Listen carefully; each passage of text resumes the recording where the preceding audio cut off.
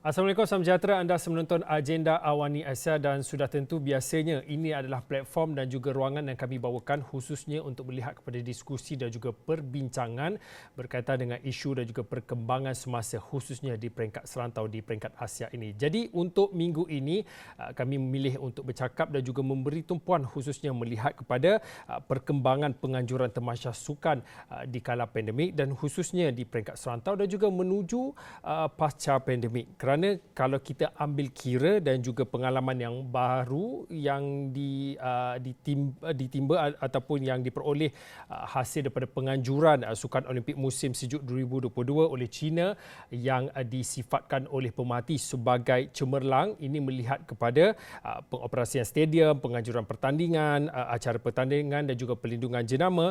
Juga pada waktu ini kita ingin melihat kepada di kala pandemik yang masih lagi berterusan pada waktu ini, apa khabar dan juga apa sebenarnya realiti semasa bagi industri pelancongan sukan ataupun sport tourism secara keseluruhannya, kerana sektor inilah sebelum ini menyumbang kepada ratusan juta malah berbilion ringgit ataupun dolar secara khususnya yang turut terkesan akibat pandemik. Jadi untuk waktu ini saya ingin bersama dengan rakan yang cukup setia dalam agenda Awani Asia khususnya kami bawakan daripada Beijing, China, iaitu Zhang Hong, iaitu wartawan daripada kumpulan media China CMG. Ada seorang lagi rakan panel juga yang sentiasalah setia bersama kami jika ada isu-isu berkaitan dengan sektor sukan secara khususnya, iaitu Encik Sadiq Mustafa. Encik Sadiq Mustafa adalah pensyarah kanan Fakulti Sains Sukan dan juga Rekreasi UiTM Shah Alam. Encik Sadiq, kalau boleh saya nak mulakan dulu dengan Zhang Hong. Zhang Hong, mungkin boleh dikongsikan berkaitan dengan penganjuran Sukan Olimpik musim sejuk 2022.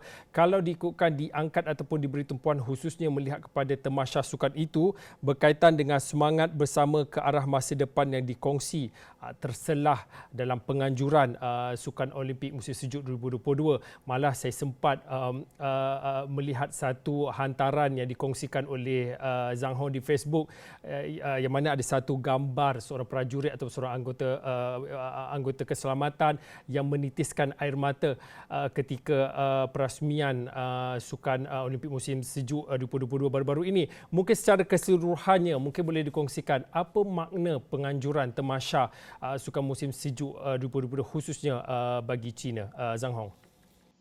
Terima kasih, Fauzi. Sebenarnya saya rasa kalau boleh menganjurkan Sukan Olimpik musim sejuk kali ini dengan secara normal pada waktu yang ditetapkan, sudah boleh dikatakan secara kejayaan. Kerana ini merupakan satu cabaran bukan hanya bagi China, bagi dunia juga, khususnya menghadapi pandemik. Dan kali ini kita tengok selain macam pandemik yang dihadapi oleh seluruh dunia, ini mengganggu latihan banyak atlet dan juga mengganggu ramai atlet yang terunggu untuk datang ke Beijing untuk menyertai pertandingan. Tapi juga ketika sebelum perasmian Sukan Olimpik musim sejuk Beijing kali ini, kita lihat di media barat ada begitu banyak laporan yang menghitamkan China atau katakan memboikot Sukan Olimpik kali ini secara politik dengan katakan ada hak asasi manusia di Xinjiang. Dan seperti dulu sudah banyak kali saya kongsikan dalam acara ini, sebenarnya ini semuanya berita palsu. Dan kita lihat dengan gangguan ini atau dengan juga situasi pandemik di seluruh dunia yang belum diatasi, Sukan Olimpik musim musim sejuk Beijing kali ini diadakan secara lancar hingga sekarang. Saya rasa ini memang boleh dikatakan menyentuh semangat kepada seluruh dunia, bukan hanya di China. Kalau bagi China, kita lihat dengan adanya kawalan wabak, iaitu semua atlet atau semua pegawai sukan dari negara lain diadakan berada dalam satu keadaan tertutup, iaitu mereka tidak ada kontak dengan masyarakat kami di Beijing. Tapi sebenarnya ini juga menyediakan satu persekitaran yang cukup selamat, cukup terjamin bagi mereka untuk boleh menyertai pertandingan. Dan setakat ini kita lihat dalam semua pegawai-pegawai atau pihak yang berkaitan atau atlet yang datang untuk Sukan Olimpik kali ini sudah terdapat lebih 400 orang didapati kesan positif ketika mereka masuk China dalam pemeriksaan. Tapi kebanyakan antaranya kalau atlet tak begitu banyak. Saya rasa ini juga sudah membuktikan kalau para atlet-atlet mereka amat menghargai peluang ini boleh datang ke China untuk menyertai pertandingan ini. Khususnya dalam situasi macam ini, mereka kita tahu kalau Olimpik ini merupakan penghargaan yang paling tinggi bagi atlet. Dan mereka berusaha mungkin 4 tahun, mungkin lebih panjang, mungkin 10 tahun baru dapat satu peluang untuk menyertai Sukan Olimpik. Dan kalau dengan pandemik yang masih menular di seluruh dunia, Sukan Olimpik boleh diadakan di Beijing. Ini merupakan satu peluang yang cukup berharga bagi mereka. Dan mereka juga amat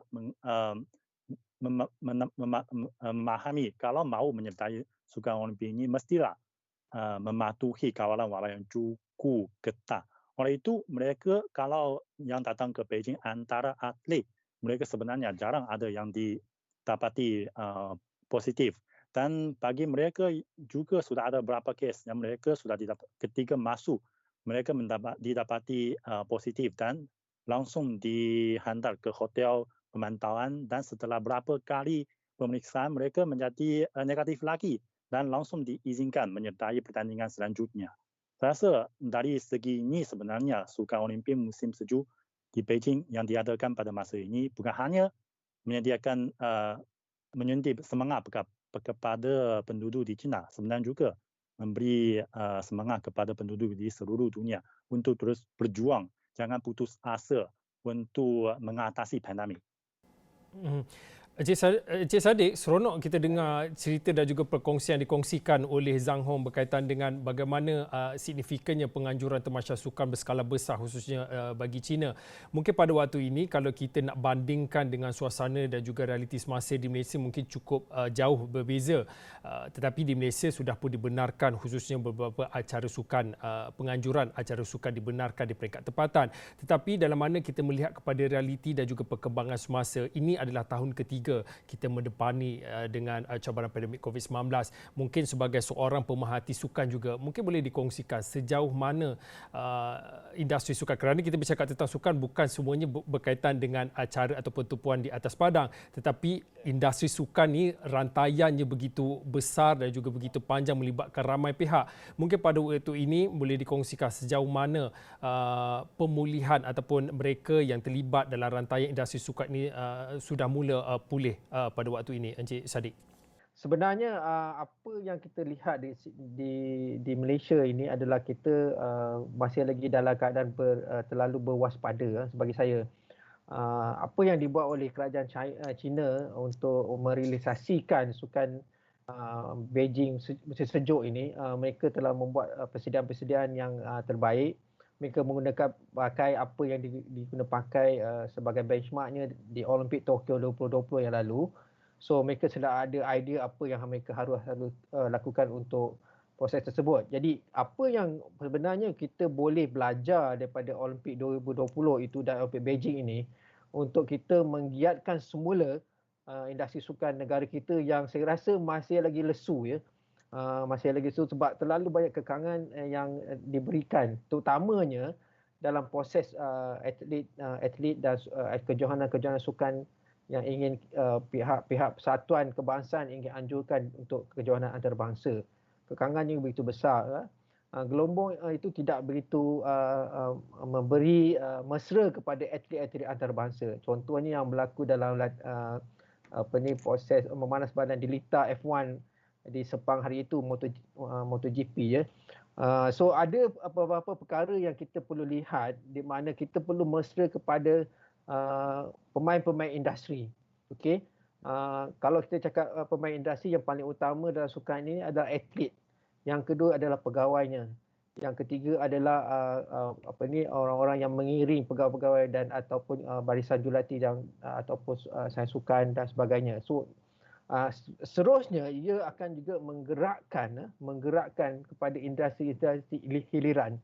Bila industri hiliran ni dia nak dikenali, mesti ada sesuatu ikon yang membawa dia.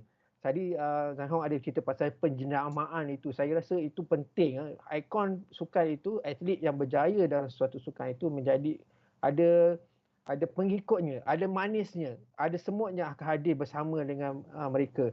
So mereka akan memberi sambutan. Jadi di Malaysia ni kerajaan kena melihatkan, mengiktiraf sukan, industri sukan kita sama juga dengan industri perkilangan, industri pembuatan, industri teknologi.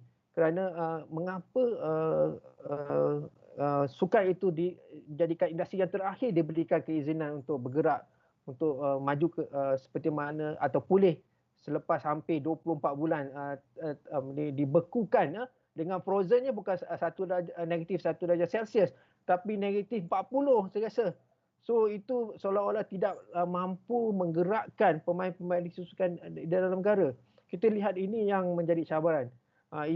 Untuk pengetahuan Fauzi, bukan setakat industri hiliran, industri di pusat pengajian tinggi pun dia terkesan bila keadaan ini menghadkan peluang pekerjaan, peluang perniagaan dan ia ada kaitan dengan pengambilan pekerja. So benda-benda ini merencatkan kepercayaan pelajar baru untuk masuk universiti dan menggerakkan. Jadi ini yang perlu kita lihat bahawa kita perlu mengajar rakyat kita untuk mengadaptasi dengan pandemik ini. Bukan sebulan, kita dah berhadapan dengan 24 bulan dah lebih. So kita tak boleh biarkan keadaan itu berlaku seterusnya dan ia akan merencatkan industri. Saya haraplah selain daripada perlawanan kejohanan badminton kelaikan Piala Thomas dan Piala Thomas yang akan berlaku dalam Piala Uber ini, saya harap kerajaan memenangkan lebih banyak lagi dan menyokong lebih banyak lagi kejohanan-kejohanan antarabangsa dianjurkan di Malaysia seperti mana yang dibuat oleh kerajaan China. Mereka merancang dengan begitu teliti dan mereka menyelia, saya cakap menyelia kat sini SOP yang harus dihadapi oleh semua pihak untuk bertanding. Itu saja.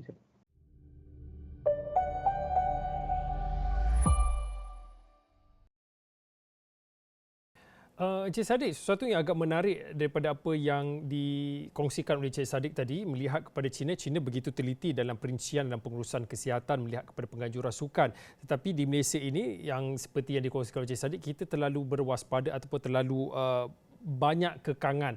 Tapi dalam masa yang sama, apabila kita bercakap tentang realiti semasa, untuk beberapa hari kebelakangan ini di peringkat tempatan sahaja kita melihat kepada puluhan ribu angka kes jangkitan COVID-19, tetapi kita kena sedar bahawa kita sedang menuju kepada fasa endemik yang mana hidup bersama COVID-19.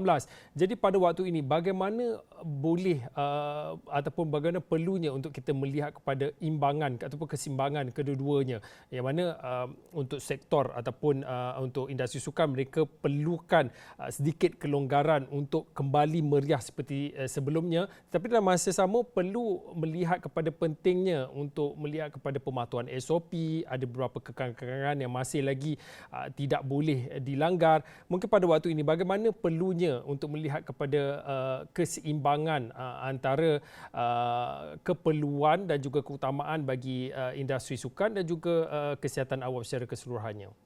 Okey, secara asasnya apa yang dilakukan oleh kerajaan China adalah mereka memastikan semua rakyatnya mendapatkan vaksin atau dos penggalak pada ketika ini. Jadi itu adalah asas kepada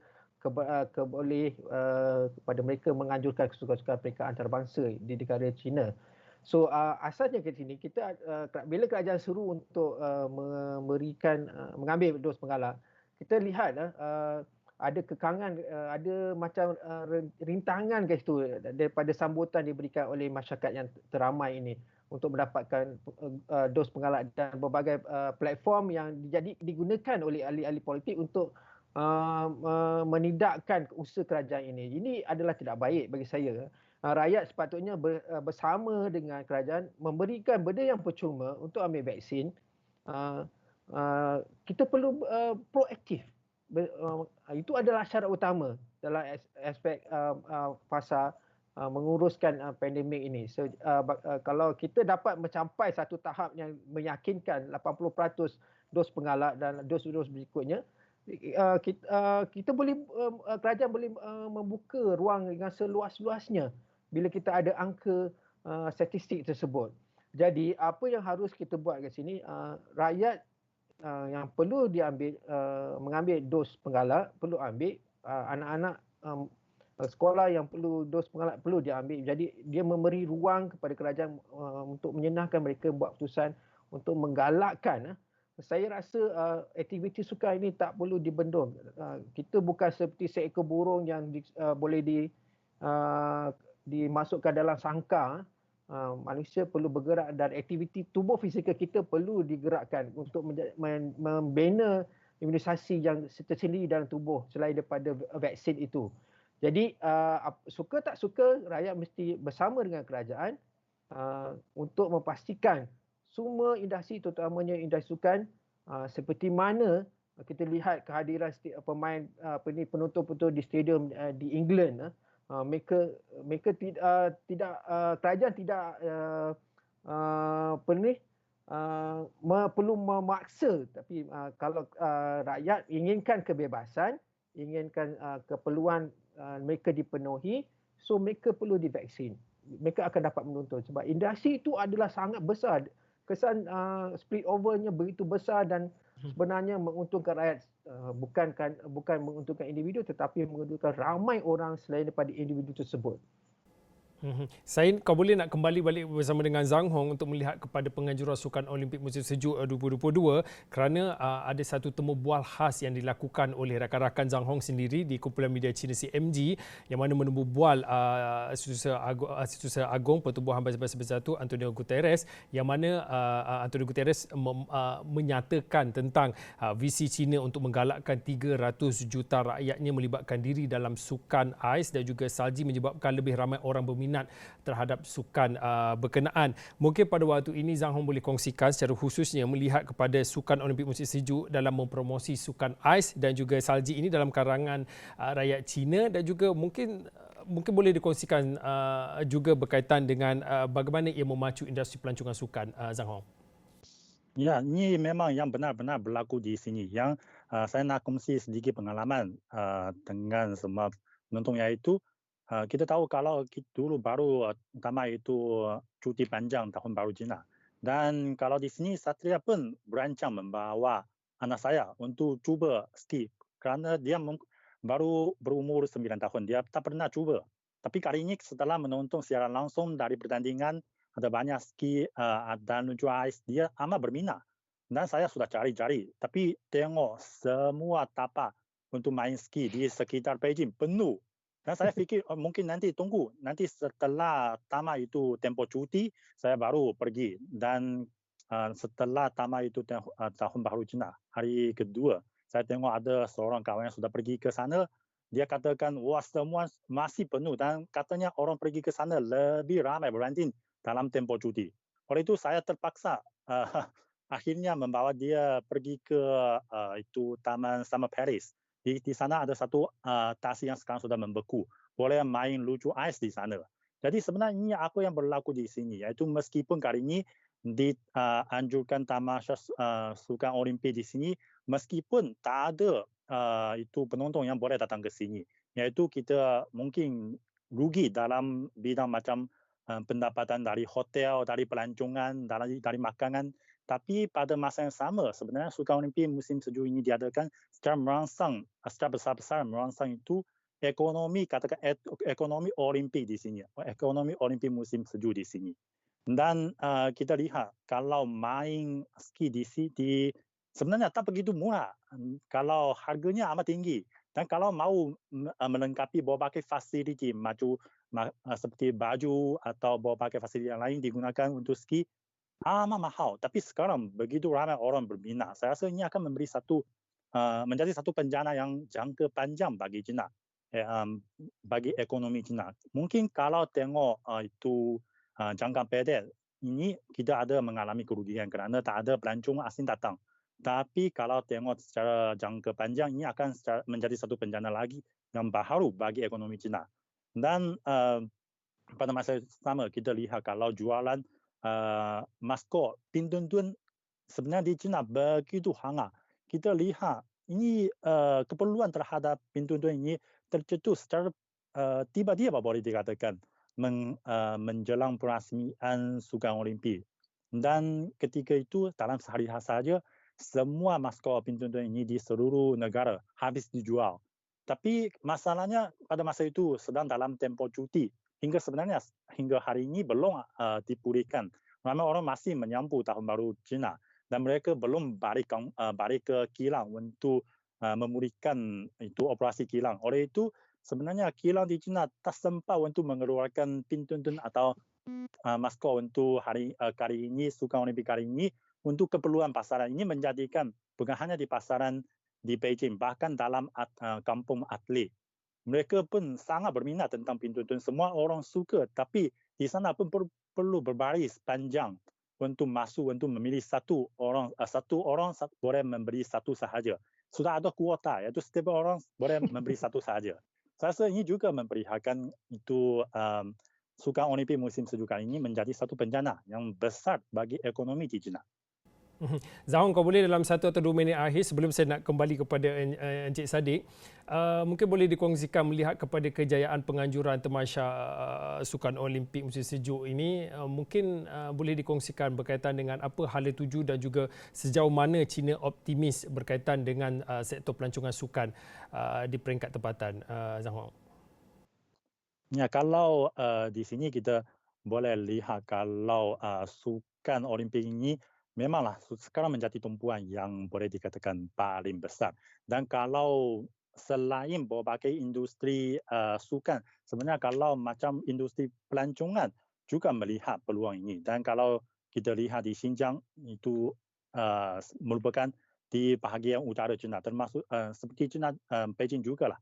Boleh dikatakan utara China. Tapi kalau Xinjiang dan bahagian macam provinsi Heilongjiang mereka lebih utara. Jadi kalau musim sejuk di sana sebenarnya lebih panjang dan kalau salji diturun di sana akan melanjut berapa bulan. Oleh itu, kalau pelancongan salji dan ais sudah menjadi satu tumpuan atau daya tarikan yang cukup besar bagi pelancong bukan hanya dari China dan dari seluruh dunia setelah nanti pandemi diatasi. Dulu kita ada satu berita iaitu konsulat China di Osaka. Mereka membuka satu laman web untuk menempat pelancongan ke Xinjiang selepas pandemi dan langsung segera menarik ribuan orang mendaftar dan supaya nanti melawat ke Xinjiang selepas itu pandemi diatasi. Dan kalau saya rasa pada masa itu mesti ada ramai orang berminat untuk main salji, main sukan ski atau luju ais ke sana. Dan khususnya kerana kalau sekarang ini merupakan satu peluang yang amat bagus menarik begitu ramai orang pergi ke sana, tengok keadaan yang benar-benar di sana di Xinjiang.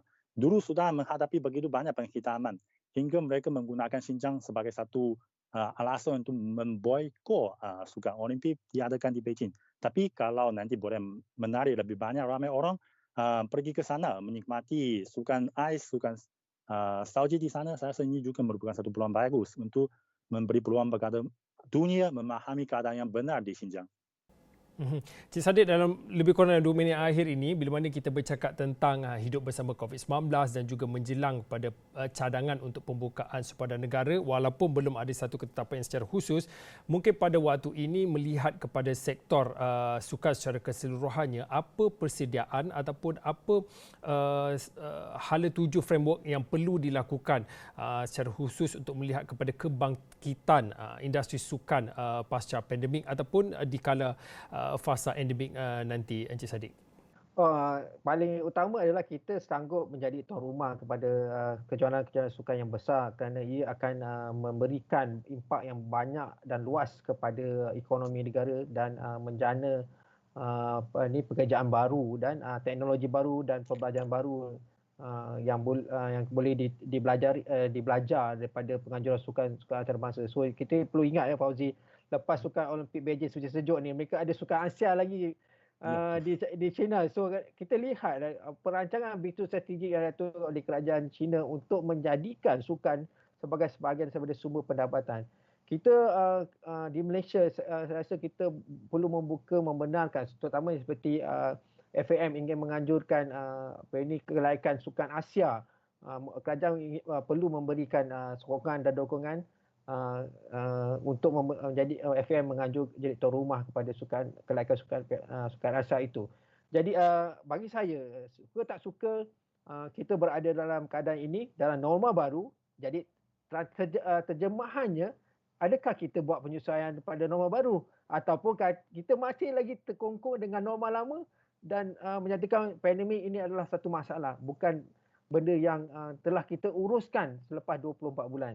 Jadi itu yang perlu kita lihat, dan bagaimana kita melihatkan sukan itu sebagai sumber pendapatan seperti mana kerja-kerja sebagai kerjaya dalam industri-industri yang lain yang kerajaan memberi kelonggaran dan membuat penyesuaian dalam aspek SOP yang perlu diikuti. Jadi kita dah terkebelakang, kita dah jauh. Bagi saya, kita nak mengejar Beijing, kita begitu jauh. Jadi kita perlu mengusahakan berlipat kali ganda untuk menggerakkan Pemilihan Persatuan Kebangsaan untuk menjadi penganjur-penganjur sukan antarabangsa. Fauzi. Okey, terima kasih Encik Sadiq Mustafa. Encik Sadiq adalah pensyarah kanan Fakulti Sains Sukan dan Rekreasi UiTM Shah Alam, dan sebentar tadi kita bersama dengan Zhang Hong. Zhang Hong adalah wartawan daripada Kumpulan Media China CMG, yang mana kedua-dua panel pada malam ini secara khususnya memberi sedikit pandangan melihat kepada perkembangan semasa penganjuran Temasya Sukan di peringkat serantau. Baik, saya kira itu saja untuk waktu ini agenda Awal Asia. Saya Fauzin, kita jumpa lagi.